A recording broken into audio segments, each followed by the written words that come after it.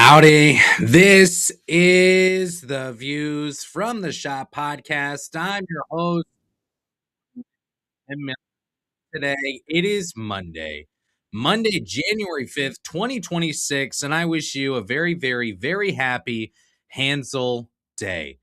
On today's show, we recap Ohio State's loss to Nebraska. Final score Nebraska 72, Ohio State 69. The Buckeyes come up just short against the Cornhuskers. It's another tough loss for Ohio State in this one. If you're watching on YouTube, whether it be live or not, you can see there's one sheet of paper here. I'm normally at least two and normally 3 to 4 pages deep in terms of notes for game, whether it be recaps or game previews.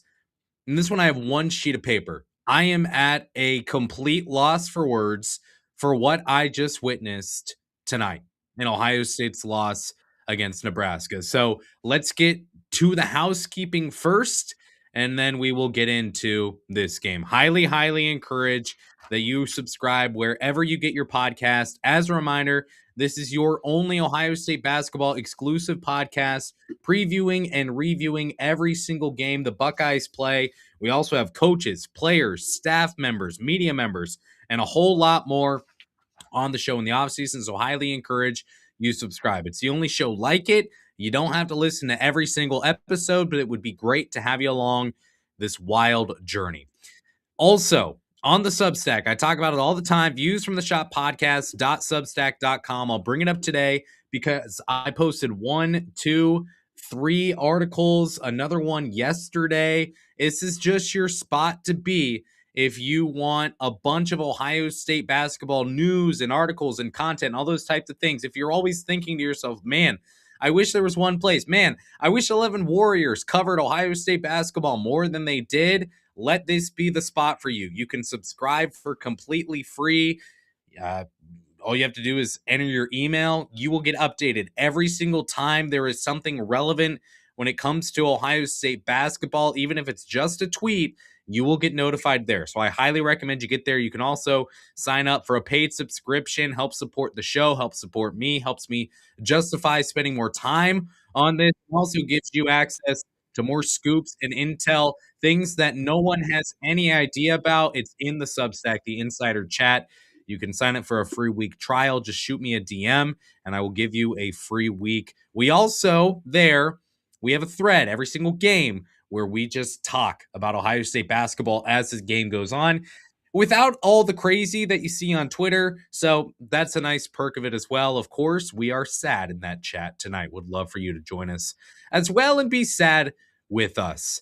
Also, last thing I'll plug, and then I'll actually talk about the game. Please subscribe on YouTube. Every time I ask, people do it. So I'll ask again.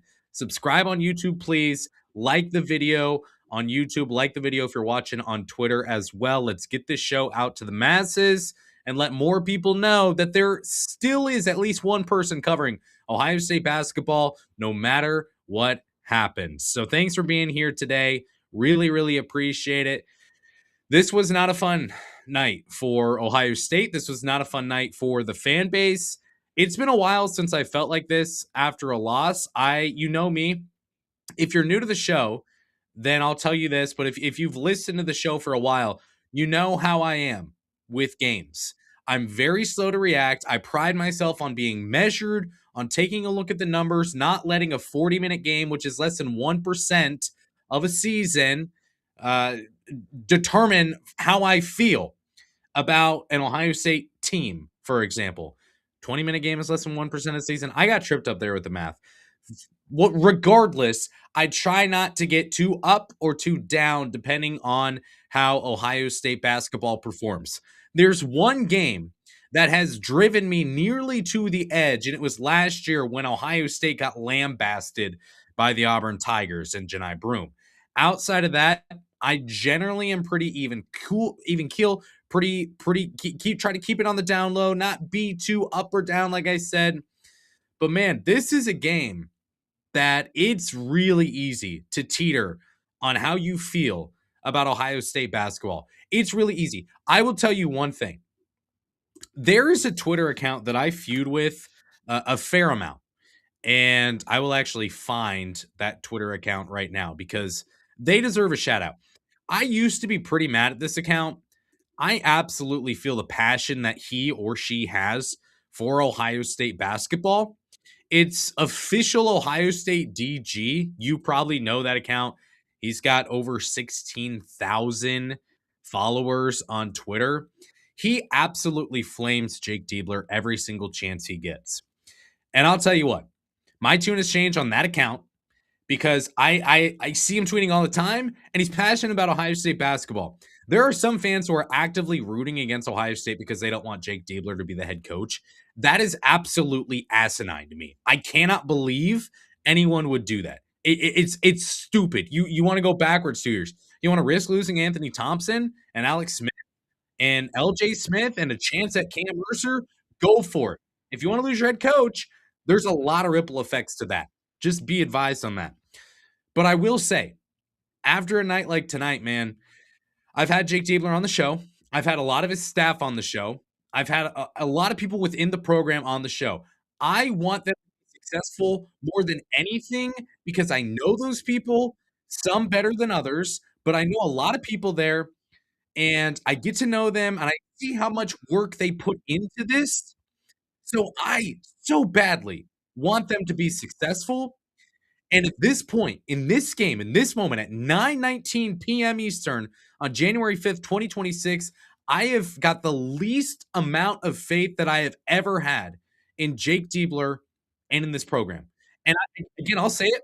And I know that there are some people who listen to the show who are within the program, and that's as specific as I'll be. And I don't want to hurt feelings. I don't want to make people upset. But this was tough to watch. This was really, really tough to watch. It's the last shot that's the toughest thing to watch in this game. Let's just talk about it. That's what we'll talk about at this point. And I'm gonna.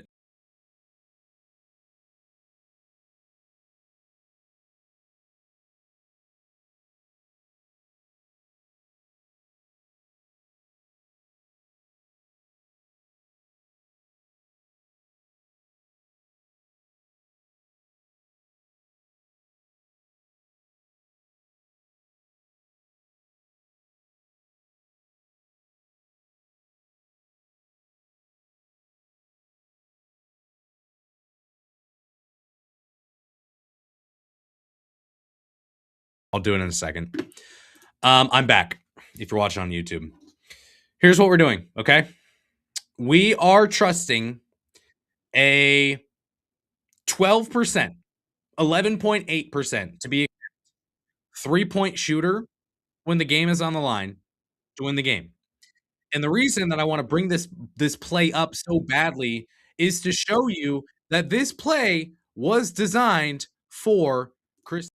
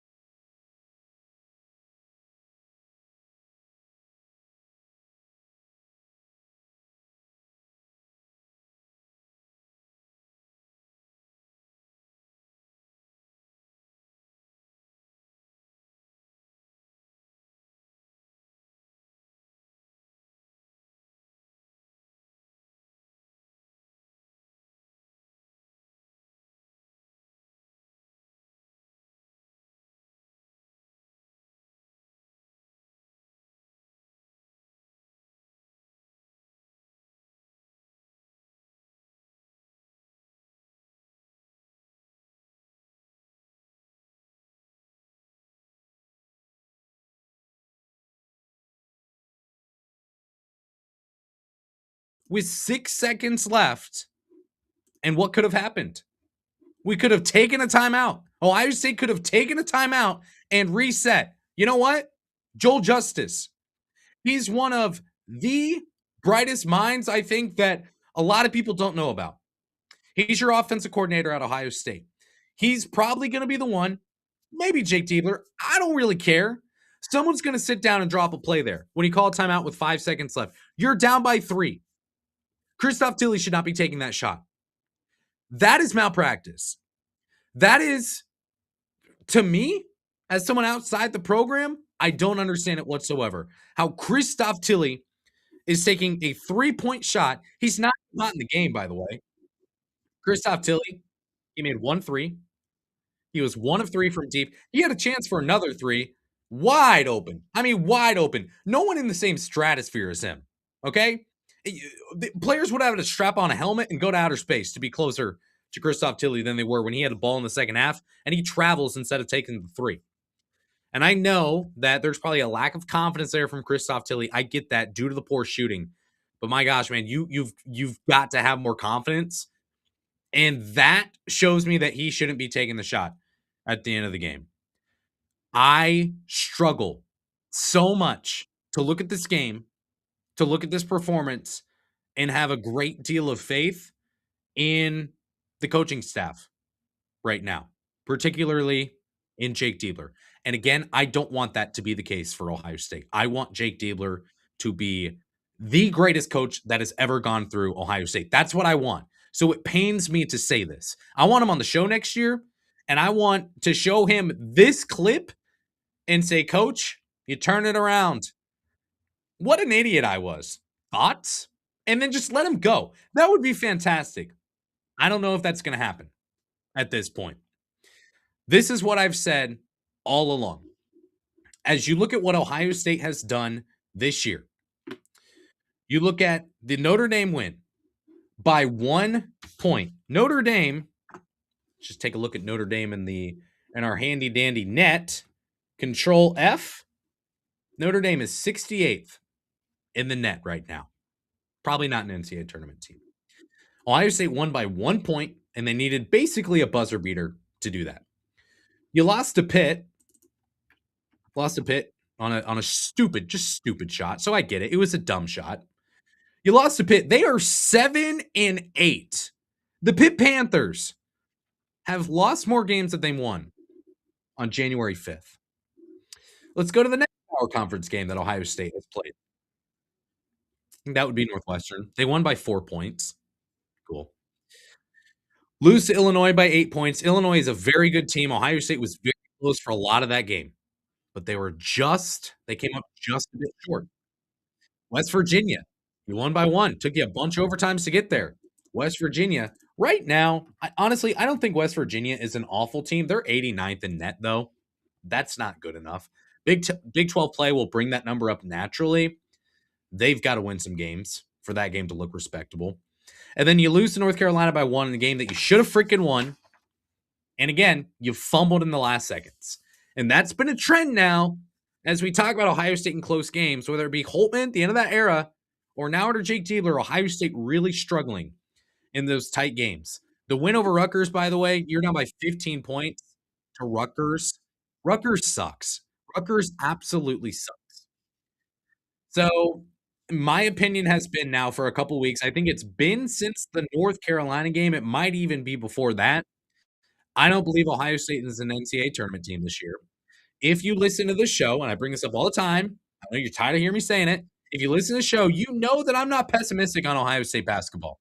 You know I'm not pessimistic on Jake Diebler. You know, in general, I pretty much believe in Jake Diebler. I believed in this coaching staff. I think the staff that Jake Diebler has around him is absolutely excellent. But at this point, this team is not winning the games. And you can look at the Rutgers win and say, they got that. You can look at the North Carolina game. You can look at the Pitt game. And you could say, this team very easily could just have 1 or 2 losses. You can now look at this game and say, man, they very easily could have won this game. But they didn't. They didn't win the game. And you have opportunity after opportunity after opportunity to start stacking wins and to start proving that you can win these tight games. And they are not doing it at this point. By the way, this play really shouldn't have even mattered. Ohio State shouldn't have been in this spot. It was the implosion that happened 3 to 4 minutes left in the game. You've got the quote unquote quick ball on Christoph Tilly. It bounced and hit the floor and then hit Christoph Tilly in the leg. I don't know the letter of the law. If someone can look that up and let me know, that'd be great. I don't think that's a kickball. I think it's stupid. Maybe that's me being biased. Maybe. So then after that, you get a loose ball off a long rebound that somehow leads to Peyton Sanford hitting an insanely long three with 20 seconds still on the shot clock because we've just fumbled the ball around for 5 seconds. Nebraska finally gets it. They hit a three. Next possession, Christoph Tilly, he loses it down low, throws up an awkward hoisted shot at the rim that has no chance of going in. Frager then hits the shot, gives Nebraska a 7-point lead. All the while, Ohio State offensively, no ball movement, no off ball movement, no cutting, no passing, nothing. It's effectively 1v5, and that's how you start to let a game slip away from you. Is you're standing around watching what's going on around you. That implosion is what really led to Ohio State losing this game. You can blame Jake Diebler, that's fine. You can blame Christoph Tilly. You can blame the late game management. You can blame the bench production, whatever you want to blame. That implosion was insane. Sip of water. Another point from this game that I think all just goes back to this right now, this team is not where it needs to be. The first half Blues bite again on Ohio State. Nebraska goes on a 12 to nothing run in the first half. They get out to a 27 to 13 lead. That's like 2011 Ohio State football. Whatever year it was that Nebraska really handed it to Ohio State, probably later than 2011. You get it. That's a football score. Shouldn't be down 27 to 13 that early in the game, going on a 12-0 run. Brandon Knoll, he misses 2 layups. He left the game with, I believe, a foot injury. Adam Jardy reported. I first tweeted it out, then the broadcast said, "Hey, he's out for the game. Get no Brandon Knoll. You already have no bench at this point, so not having him, that doesn't help." But he wasn't good in this game. He missed 2 layups. He picked up 2 quick fouls. Brandon Knoll in this game, he finishes 0 of 2 from the field, 2 missed layups. Couple of rebounds, couple of fouls, 2 turnovers. That's about it. 8 minutes of game time. Sorry, nope. Yeah, 8 minutes of game time. Not good. Not good from Brandon Knoll. John Mobley Jr. had some really poor shot selection during that time. Now, he ended up being really good for Ohio State. 22 points, 8 of 17 from the field. He makes 5 3-pointers. He was pretty efficient. The shot selection early was absolutely awful from John Mobley Jr., but he settled in, and he ended up playing a lot better in this one. He's the only player, by the way, for Ohio State who had a positive plus minus in this game, but he wasn't good during that portion of the game. Defensively, Ohio State is leaving shooters open. They get lucky with a couple of misses. The run could have been a lot worse. Starters immediately get subbed back in. The Buckeyes score 2 straight on 2 straight possessions. It's a mini little 4-0 run, but it just goes to show that the bench is absolutely not helping Ohio State right now. Throughout the first half, this first half Blues, Ohio State has now played what, 7 Power 5 conference games this year? 1, 2, 3, 4, 5, 6, 7, 8 actually. Ohio State has played 8 Power Conference games this season. They have led at halftime in 0 of them. 0. This again, as nicely as I can put it, shows this team, this program is not where it needs to be. Bad passing, we're dropping passes, we're firing passes in the paint way too hot. Players can't catch it. Defensive narcolepsy in this game. Devin Rowe just falling asleep multiple times. Final possession of the first half, by the way, was absolutely gross, just like the last possession of the game, actually. Fitting. And all the while, Nebraska, what I said coming into this game was, look, Nebraska is going to try to shoot the lights out from 3. The Buckeyes need to hit threes. In this game, Ohio State makes 9 triples. They're 9 of 26, 35%, whatever. That's not bad. 9 three-pointers, that's good. I said they need to hit at least 10 to win this game. What was the final score, folks? 72 to 69. Had Ohio State made one more three, we're playing in overtime, maybe a double overtime and get into 100. I said they needed to make 10. They were one shy, and they lost the game by 3 points. I'm not a magician. I'm not a wizard. I can't see in the future. It's an interesting point there. On the flip side, Nebraska, they wanted to shoot the three ball, right? That's what we expected them to come in to do. They shot 29 threes in this game. They only made 8 of them. Here's the difference. Nebraska made 14 shots at the rim in the first half. They ended with 24 made shots at the rim in this game. Ohio State missed 7 layups in the first half alone, and they finished with 16 made shots at the rim. That's 8 less than Nebraska. You look at the shot quality in this game, Nebraska was far better. The other thing I said Ohio State needed to do in order to win this game was they needed to defensive rebound in this one. Nebraska, not a good offensive rebounding team. Ohio State has been okay. This is an advantage Ohio State should have won. 30 defensive rebounds for Nebraska, 25 for Ohio State. Total rebound advantage is +9 for Nebraska. Sometimes you gotta be tougher. That's what I said in the pregame. Sometimes you have to be the tougher team. Just go out there, flex a little bit, and go rebound the freaking basketball.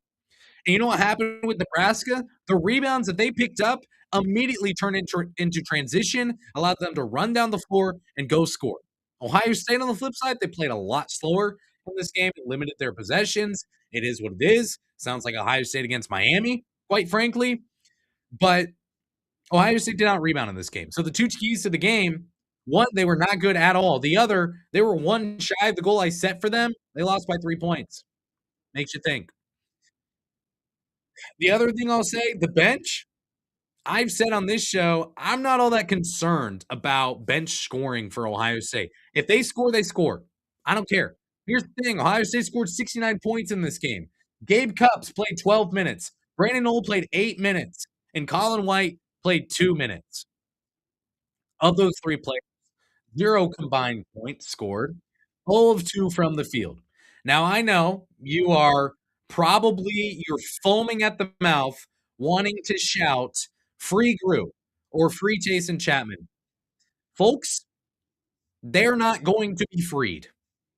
I don't think anything changes anytime soon. If Ohio State keeps losing, yeah, I could see some changes there.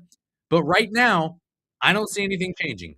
The coaching staff, as I say all the time, they are with this team. They're in practice with them all the time. They see what Gru does. They see what Taysom Chapman does. These guys aren't ready yet. And if they're not ready in practice, they're not going to be ready in the game. And if that's the case, we got to stop clamoring for them. Or you can keep clamoring for them and shouting into the wind and nothing will happen. But if it makes you feel better, it makes you feel better. And I get that. That's all good. It's kind of what we all do at this point. Ohio State shoots 46% from the field in this game, 35% from the three-point line. That's pretty much good enough to win it. 62% from the free throw line, 1 of 4 Christoph Tilly. Let's talk about Christoph Tilly. 8 points in this game, 3 of 9 from the field. He pulls in 3 rebounds and picks up 4 personal fouls. A lot of talk about Christoph Tilly. I don't think he's necessarily been awful this season, but in this game, he was not good enough. This was a game where he was primed to score.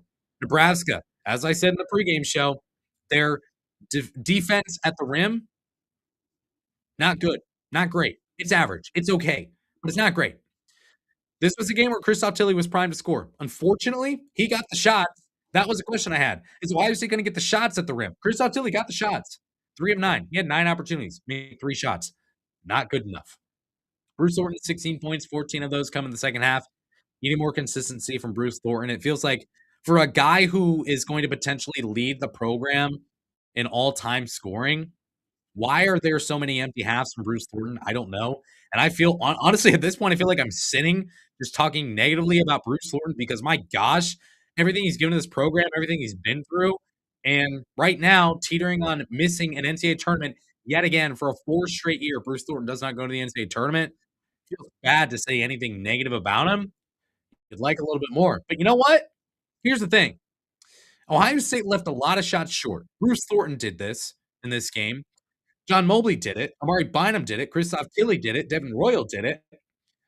You know what? All 5 of those players started. John Mobley Jr. played 36 minutes. Amari Bynum played 35 minutes. Bruce Thornton played 37 minutes. Christoph Tilly played 33 minutes. Devin Royal played 37 minutes in this game. No wonder they're leaving shots short. All of those guys are playing 33 minutes or more, and nobody else on the team scored a single point or has scored a single point in what feels like months of real game. I don't care about Grambling State. Sorry. I don't care how they did against Mount St. Mary's. That was cute. Don't care. The bench production is not there, and that's really limiting this team. So now, as you look at last year under Jake Diebler, what was the problem? It was depth. It was Michi Johnson quit. He left the team. Sean Stewart's hurt. Micah Parrish misses a game. John Mobley Jr. missed a game. Bruce Thornton, luckily, never missed time. Everyone else, Aaron Bradshaw, if he is with the team, sometimes he's hurt, sometimes he's not. Austin Parks, often not available. You know, with a lot of depth issues, but you dealt with a lot of guys who just weird stuff going on. So what does Jake Diebler do this year? He says, you know what? We're going to go find the right guys. And you know what? We're going to fix that. And what's happened? Gabe Cupps has given you absolutely nothing offensively. Colin White, love him dearly. He's been on the show multiple times at this point. I love talking to him. I love rooting for him. He's not an offensive guy. Defensively, sure, maybe. Offensively, no. Brandon Oak now coming off the bench and just he's irrelevant when he's out there. He's non-existent. Tayson Chapman can't find his way on the floor. Matthew Grujicek is closer to the South Pole than playing in a game. And whether you like it or not, that's how this team stacks up right now. So last year, the problem was depth. This year, the problem is depth. So, look, Jake Diebler, what do we do next? What do we do next from here? Well, Ohio State's got another game to get ready for. They got to go play Oregon, who is playing as we speak. Someone give me a score on that. Just throw it in the comments because you guys are active in the comments tonight. Another sip of water. I say that only for the podcast listeners who listen later on, so they don't hear silence for a couple seconds and wonder, why is he not talking anymore? Ohio State plays Oregon. They play Washington. They play UCLA. They play Minnesota. Of those games, there's no reason to believe any of them are not winnable. I posted this in the Substack. This was yesterday. Let me just read it to you right now. By the way, the thing about January, Ohio State is 19-22 over the last 5 seasons in January. That's now 20-23 with the 2 games this year in January. They had 2 pretty bad years. Rest of the years have been okay. Even last year under Jake Diebler was fine. So complaining about Ohio State in January, I don't know. I'm not all that upset about that. Here's what I will say, though. As you look at this, is coming directly from my article. This comes from the BIP. If you know the BIP, Oregon already lost an OT. Sucks for them. They played Rutgers, right? That's not good. That's not good for Oregon. That's a winnable game for Ohio State. So here's the thing. The BIP, internal model, built through historical trends and AI to project favorability in totals and games. I use it all the time on this show. It says Ohio State will be favored against UCLA, Minnesota, and Penn State. Let's say they win all 3 of those games. Nebraska, Oregon, seen as pick 'em. Let's say they split them. We're now at 3-2, and then 4-3 if you add in the 2 previous games already played. The BIP says less than a 40% chance to beat Michigan and Wisconsin. Washington, a slight favorite. So right now, you're looking at a possibility. I've got a typo in this article saying they can go 6-4 or 6-5 in January. That's not possible. You're looking at 6-5, 5-6, something like that at this point. If you can get out of there and just leave Ann Arbor with some dignity, that's no slight against Ohio State. Michigan is destroying everyone this year. Frankly, they were a Final Four pick of mine. Not popular, but had to be done. And looks like I may unfortunately be right. I will lose. I root for them to lose every single game, of course. That said, you're probably not going to beat Michigan. Unlikely. You beat Wisconsin. Washington, maybe. You got some toss-up games with Nebraska and Oregon. Ohio State's got to prepare to go win in January because as you flip to February, the first game of February is against Maryland. I'm snoring.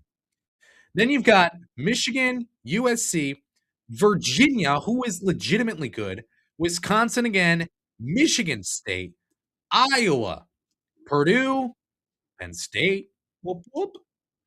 And then you close the year with Indiana. That is a really tough second month of Big Ten play compared to January.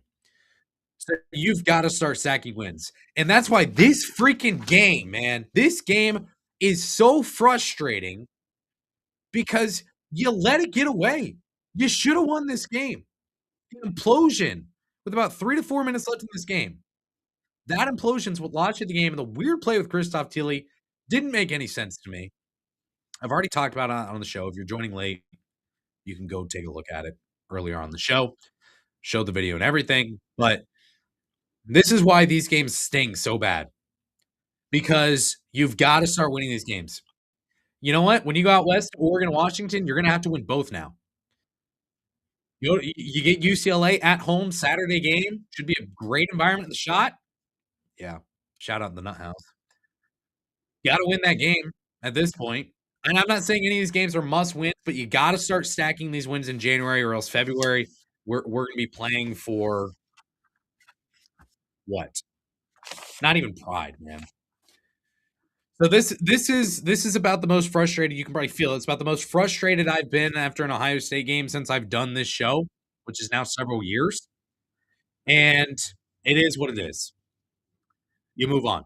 Where do we go in the future? Is Jake Diebler going anywhere? I won't speak on that. I've spoken on it in other places. I'm not going to speak on that here. It's up for us to all see. Essentially, it's all going to be speculation at this point anyway. But Ohio State loses this game 72 to 69. Very disappointing, very frustrating, very, very tough to watch. The Ohio State basketball program that me personally, I grew up falling in love with Jamar Butler. I grew up falling in love with David Lighty, my favorite Buckeye of all time. You can't see it on YouTube. There's a shirt right here. I'm pointing at it. It's signed by David Lighty, Evan Turner, William Buford, John Diebler, Dallas Lauderdale. I mean, that's what I grew up on, folks. And you might as maybe have grown up on this too, or at least you got to live through that potentially. And you know what this team was like back then and how good and the ceiling that this program can be. You know what? Jake Diebler sees it too. He believes in it. He believes he can get there. I hope he does. But man, I miss where Ohio State used to be. The great quote from the great philosopher Andrew Bernard. I wish you knew you were in the good old days before you left them. That's Ohio State basketball at this point, folks. But you know what? As sad as that is, we will continue to cover this team no matter what. I will be back to preview Ohio State against Oregon. Then we will recap Ohio State against Oregon. We'll do every single game like we have this year, other than one where I was in DNP due to sickness. Other than that, we have previewed and reviewed every single game Ohio State has played this year. So please subscribe. Literally, please, I beg you, subscribe on YouTube, like on YouTube right now.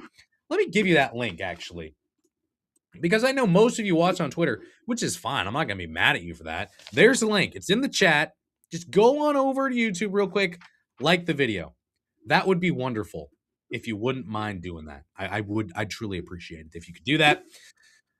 Follow on all the socials. You get it. I'm going to keep covering this team, and I hope that you'll stick with me because one day this team is going to get back to where it needs to be. One day this program is going to get back to where it needs to be. And as long as you stick with me, it's going to taste so good. We're going to get there. Yeah. At Bob Miller 2022, the Nard Dog. All righty, folks. You know what? I'll stay. Anyone have anything they want to say? You can throw it in the chat. There are, holy heck, there's a lot of comments in here. I'll try to find something that I might be able to chat on here.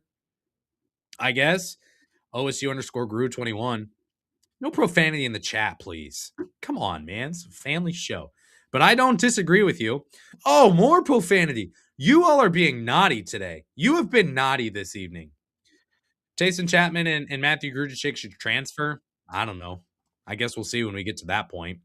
Diebler is a joke. Same with Bjork. Come on, folks. Jake Diebler's a family man. He's a good guy. Just because Ohio State lost a game doesn't mean we need to attack his character. Bob Miller, 2022. The lack of reliable depth players on this team is going to be their downfall. I feel so bad for Thornton, Mobley, and Royal to have this poor of a supporting cast. They deserve better. Yeah, they probably do. Maybe need a little bit better shot selection at times, a little bit better effort, a little bit better rebounding. I don't know. Just my opinion. Anything else here I should address? I would say probably not. It's time to go. Time to go to bed. As you know, if you've been listening to the show the past 2 weeks, we have a golden retriever puppy at home, who will probably need to go out like 97 times this evening. At least I hope it's going to be warmer tonight. So I got to go do that, I guess, and go try to get some sleep. You should try to go get some sleep too. I appreciate you being here so much. Again, please subscribe. Please like the video on YouTube. Follow on Twitter. Blah blah blah. Late edition. Do I think Ohio State is going to take a late edition? No, I don't. I don't think there's any chance of that. Alrighty. Until next time, folks. I appreciate you being here more than you can understand. I shut up before you shut me off. Go Bucks.